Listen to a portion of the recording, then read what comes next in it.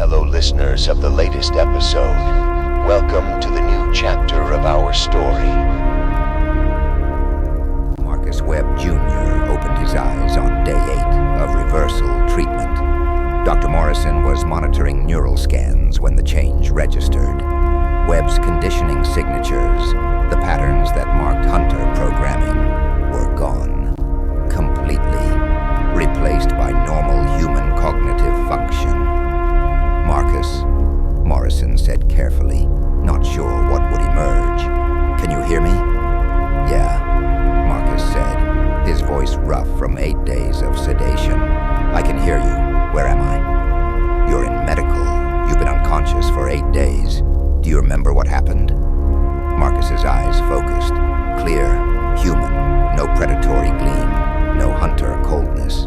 I remember being transformed, being Hunter 6, Webb's people programming me, and then nothing, blank until now. Morrison checked vitals, ran cognitive tests, verified what the neural scans were showing. Marcus was human again. The second successful reversal out of 7 captured Hunters.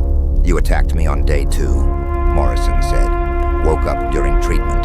John had to shoot you to stop you. The Hunter conditioning was still active then, but we kept trying, kept pushing the reversal protocol, and it worked. You're not a Hunter anymore. You're just Marcus.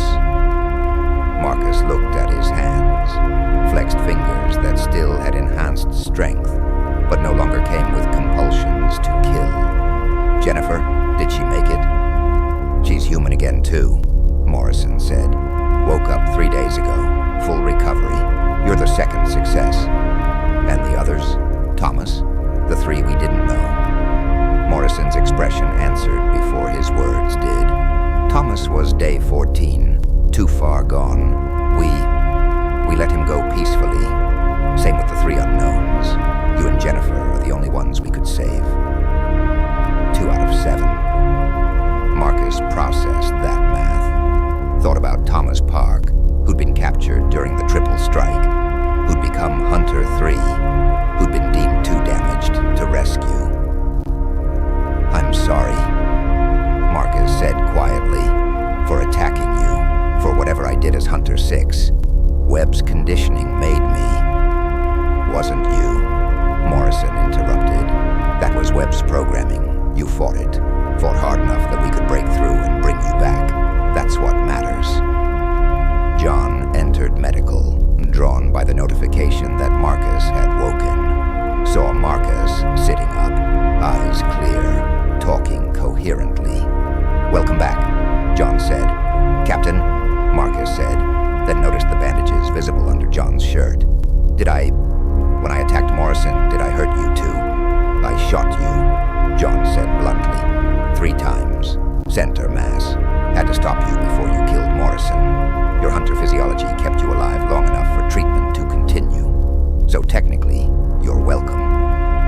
Marcus laughed, which became a cough. Thanks for not giving up on me, for shooting me just enough to stop me, but not enough to kill me. That's impressive restraint.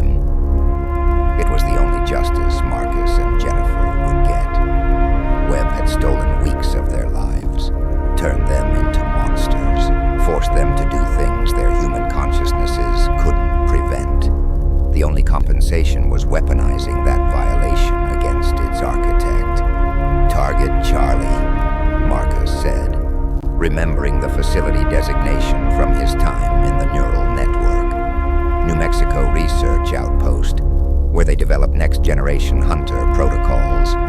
Garrison is listed as 31 personnel, but Webb's been reinforcing facilities since you hit Alpha and Bravo. We know, John said. We're going in prepared for heavier resistance. 20 fighters, fast assault, maximum destruction, extract before reinforcements arrive. Marcus's expression changed. Something from his hunter memories surfacing. Captain, when I was connected to the network, I saw tactical discussions. Webb was preparing for exactly this kind of campaign. He knows you have his facility list. He's expecting you to hit the smaller installations. We're counting on him, knowing, John said. The whole point is to force him to spread his forces defending multiple sites. Make him weak everywhere, trying to be strong everywhere.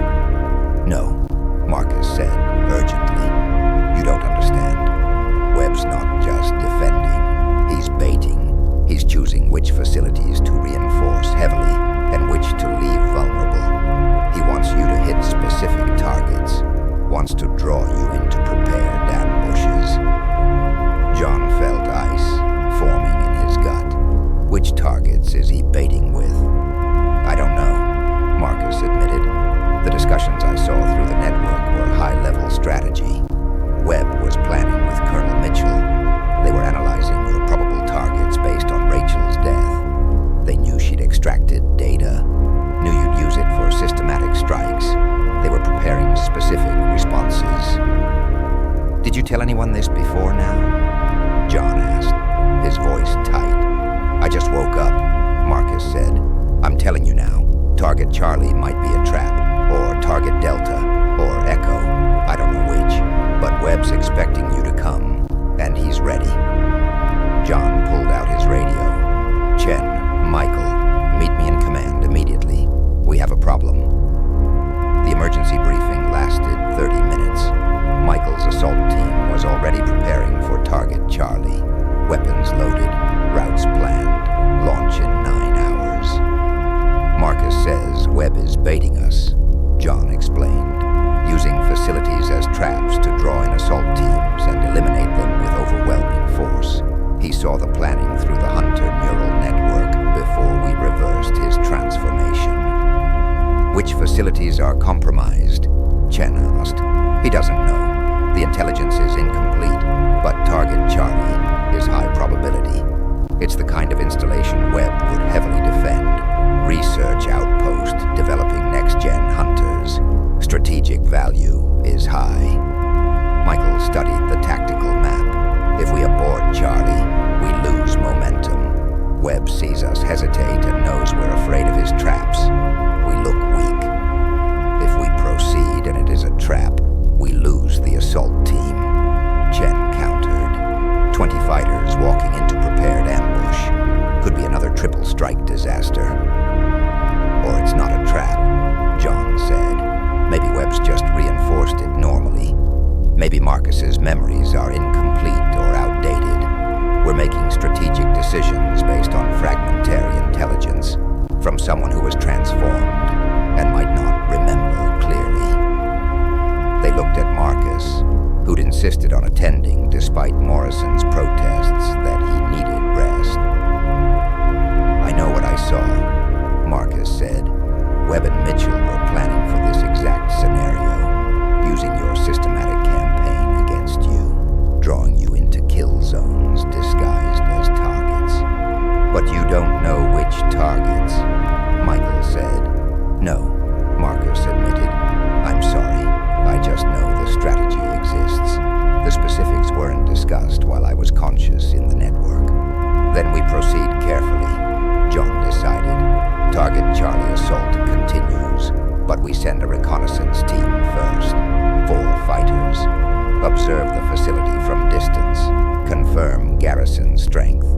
If it's significantly reinforced beyond 31 personnel, we abort. If it matches our intelligence, we execute the assault.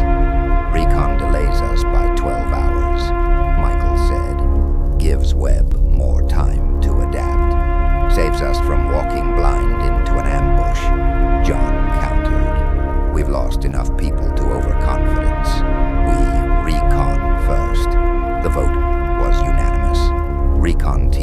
deployed immediately. 4 fighters moving south toward Target Charlie, with orders to observe and report, not engage. They transmitted their findings 18 hours later. Target Charlie is heavily reinforced. We count 60-plus personnel, multiple Hunter thermal signatures, perimeter defenses that weren't in Rachel's intelligence, prepared fighting positions. This isn't a research outpost anymore. It's a fortress. Webb had known they were coming, had turned Target Charlie into exactly the trap Marcus warned about. Abort the assault, John ordered.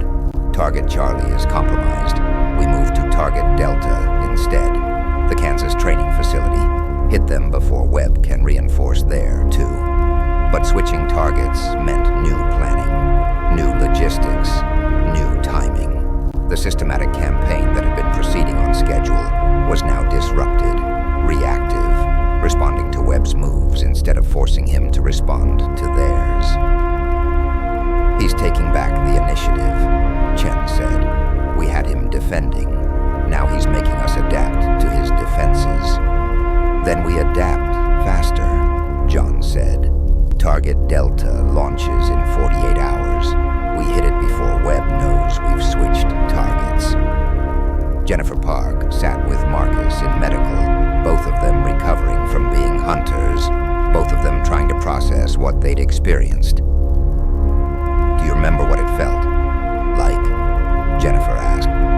Being Hunter 9, having Webb's conditioning override your thoughts. Yeah, Marcus said. Like drowning. You're conscious, you're aware, but you can't control anything. The programming just uses you, makes you do things you'd never do.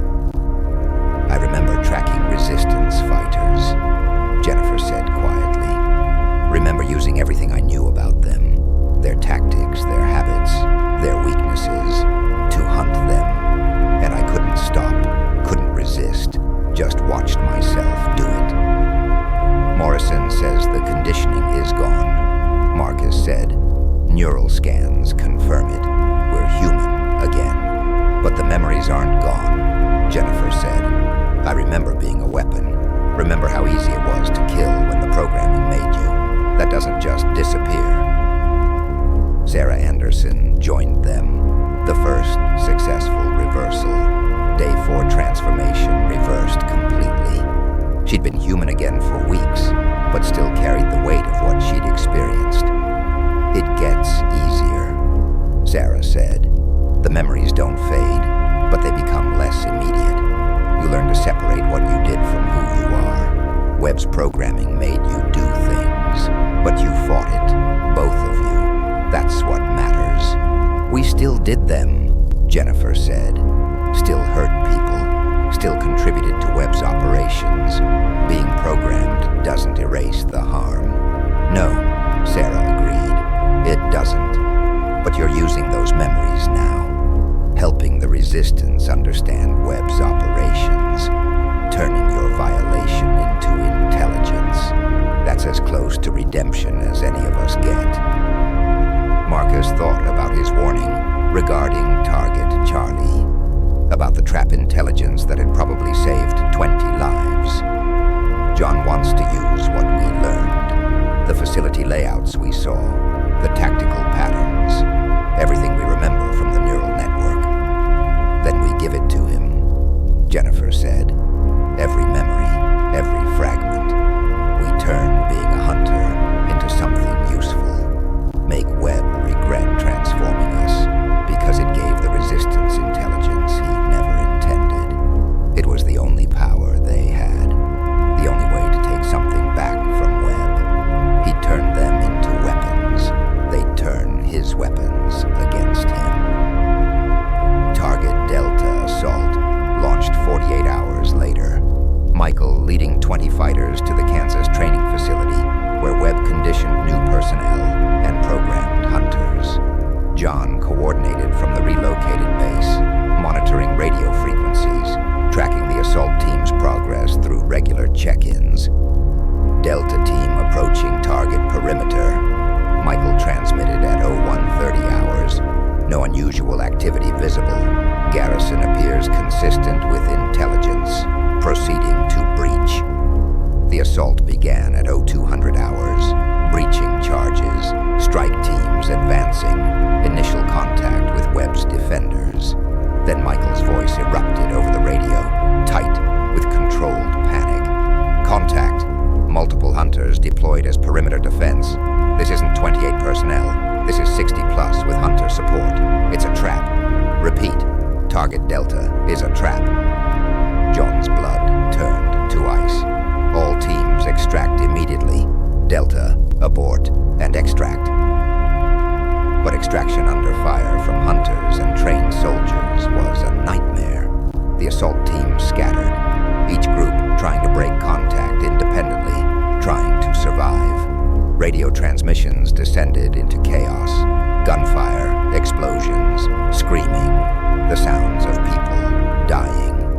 Team Alpha is pinned down. We need... Transmission cut off. Team Bravo taking casualties. Hunters are everywhere. They're coordinated. They're... static. This is Team Charlie. We've lost 4. Extraction route is blocked. We need... nothing.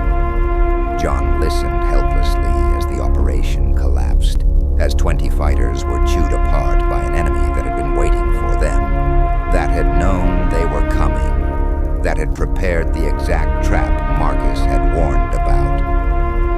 The survivors staggered back over the next 6 hours, 12 fighters out of 20, 8 confirmed dead, multiple wounded.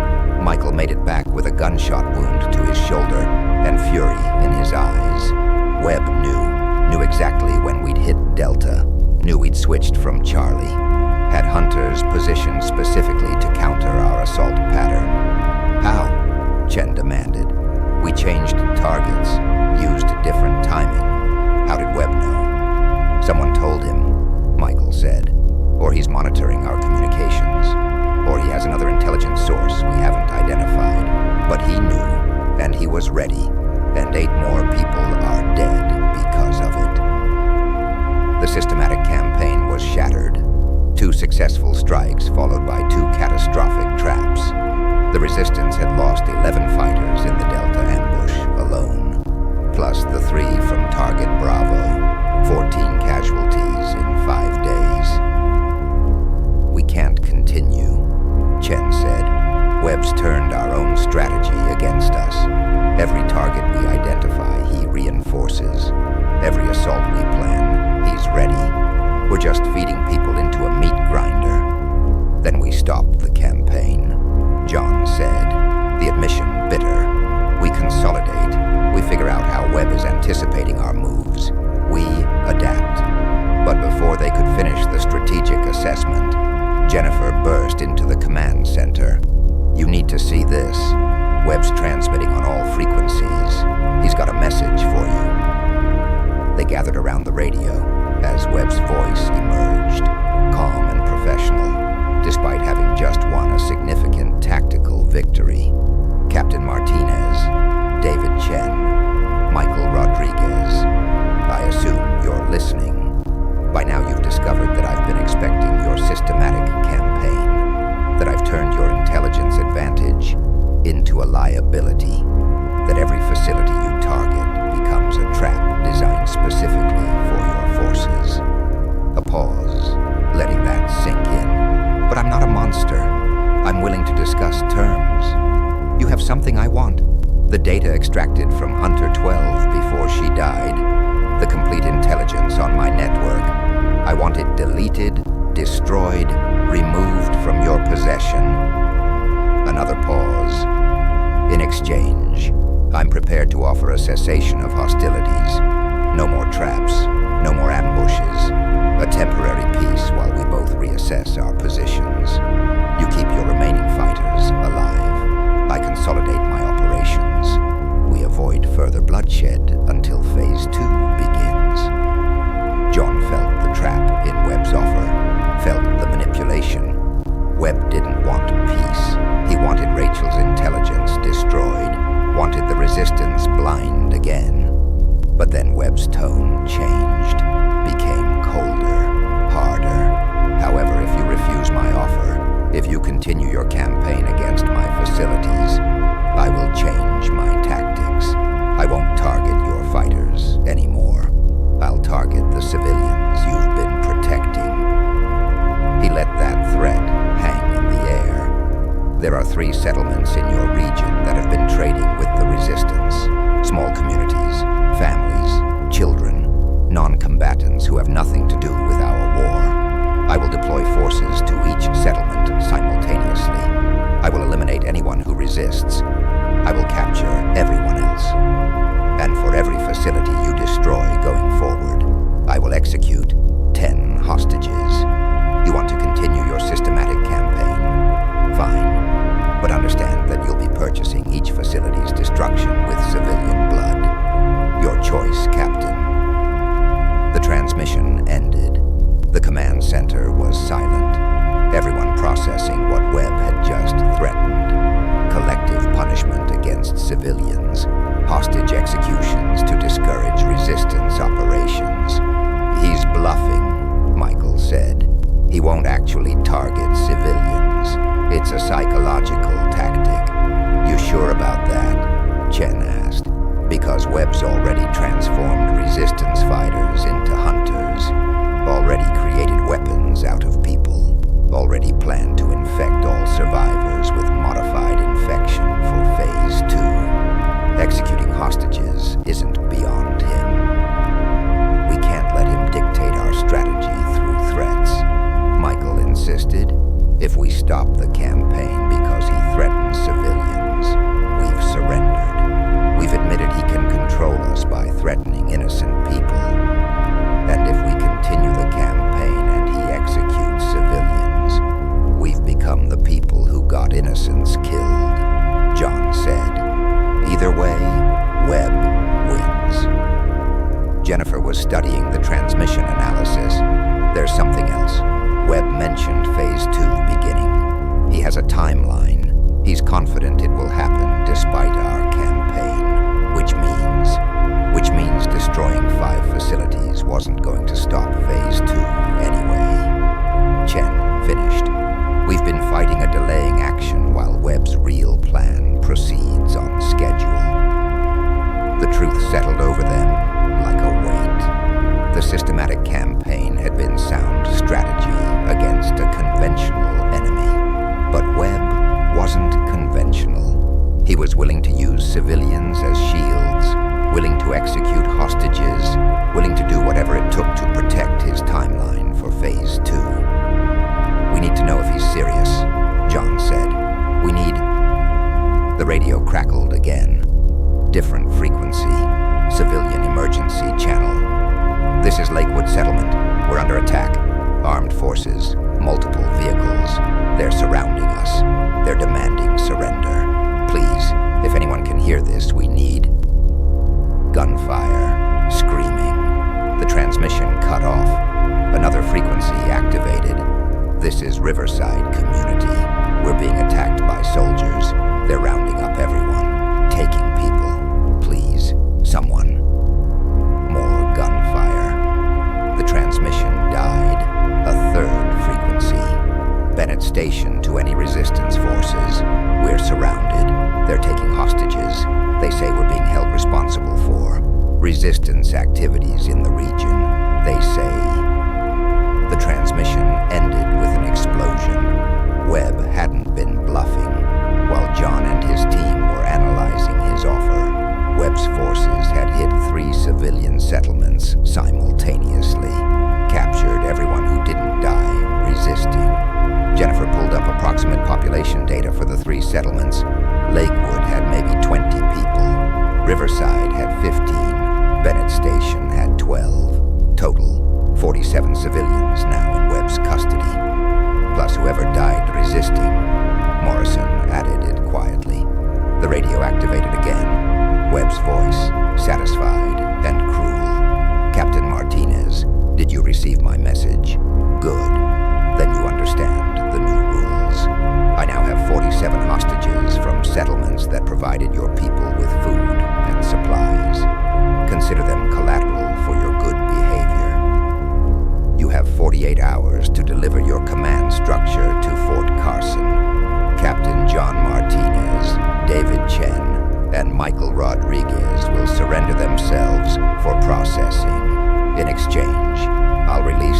47 hostages unharmed. If you refuse, I will execute 10 hostages, and I will continue executing 10 hostages every 48 hours until you comply, or I run out of prisoners. Your choice, Captain. Oh, and one more thing, Webb added, his voice carrying a smile. Don't bother attempting a rescue.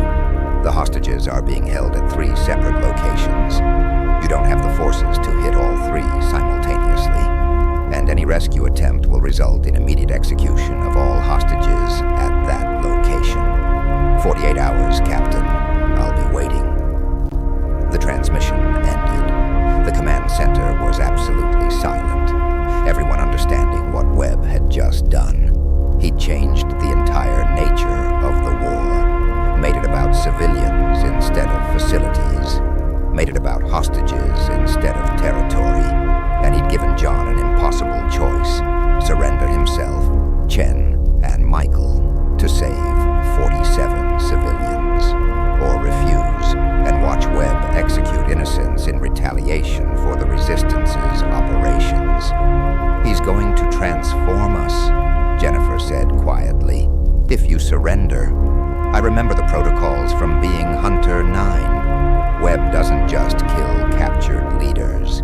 He transforms them, conditions them, turns them into weapons against their own people. So if we surrender to save the hostages, Chen said, we become hunters that Webb uses to destroy the Resistance. We trade 47 lives for control of our command structure. And if we refuse, Michael added, Webb executes civilians and we carry that guilt. Either way, he's attacking our morale, making us question whether we have the right to resist if it costs innocent lives. John thought about Rachel, about her choice to extract intelligence instead of clinging to life, about her understanding that some things were worth dying for. But Rachel had chosen her own death. These were 47 people who hadn't chosen anything, who were just trying to survive, who'd been captured because they'd traded with the Resistance. We have 48 hours, John said. We use that time to find options, figure out where the hostages are being held, assess if rescue is possible, determine if there's a fourth option that doesn't require either surrender or execution. And if there isn't, Chen asked. John didn't answer, because he didn't know if he could sacrifice 47 civilians to keep fighting, didn't know if surrendering himself would save those lives, or just extend Webb's control. Marcus spoke up from where he'd been listening. Hunter 6, when I was transformed, I saw interrogation protocols. Webb doesn't just want you dead or transformed. He wants you broken first. He'll make you watch the hostage executions, make you feel responsible, use your guilt as part of the conditioning process. That's why he took hostages, Jennifer added, not just to force surrender, but to damage you psychologically before transformation, make the conditioning easier, turn your empathy into a weapon against you. It was brilliant and horrific. Webb had found the perfect pressure point. John's greatest strength, his refusal to accept civilian casualties, turned into his greatest weakness. 48 hours, John repeated. We find a way. We always find a way. But this time, he wasn't sure there was one. The community gathered to vote on what should happen. 60 fighters and civilians, minus the 11 killed at Target Delta and the 3 killed at Target Bravo. 46 people remaining to decide if their leaders should surrender to save hostages. The debate was brutal and honest. If we surrender our command structure, we lose the war. Someone argued. Webb transforms them into hunters, uses them against us. Everything we've fought for is gone. If we let Webb execute 47 civilians, we become the people who value our war more than innocent lives, someone countered. we become no different from Webb. Those civilians knew the risks. They traded with us. They helped us. That made them targets. They're farmers and families, not soldiers. They didn't sign up for this. Nobody signed up for this. The outbreak happened. Webb's conspiracy happened. We're all just trying to survive. Surviving by letting innocents die isn't survival. It's cowardice. The arguments went in circles. Both sides had valid points. Both sides understood the stakes. Finally, they voted. Should John, Chen, and Michael surrender to save the hostages? 23 voted yes. 23 voted no. A perfect tie. John, as commander, had the deciding vote. The choice fell to him alone. I need time, John said. We still have 44 hours. We use every second trying to find another option. If we can't find one by hour 47, I'll make the call. The assembly dispersed. People returned to duties, to preparations, to waiting. Marcus and Jennifer volunteered to analyze their hunter memories for any information about hostage-holding facilities. Morrison prepared medical supplies in case a rescue attempt became possible. Michael and Chen planned contingencies for every scenario they could imagine. And John stood alone in the command center, looking at the map of Webb's network. 21 facilities remaining. 2,797 personnel. Phase 2, starting in less than 4 months. The systematic campaign had failed.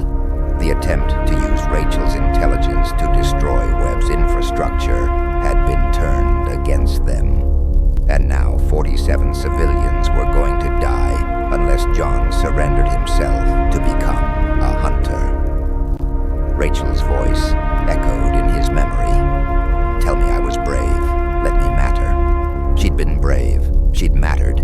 She'd given them everything she had. But right now, her gift felt like a curse. Because knowing Webb's entire network didn't matter if they couldn't act on that knowledge without getting civilians killed. John had 44 hours to find a fourth option. A way to save the hostages without surrendering. A way to continue fighting Webb without watching innocents die. He'd found impossible solutions before. Had survived Kandahar, Denver General, the triple strike disaster, Rachel's death, Hunter 12's attack. But this felt different. This felt like a choice with no right answer. Only wrong answers.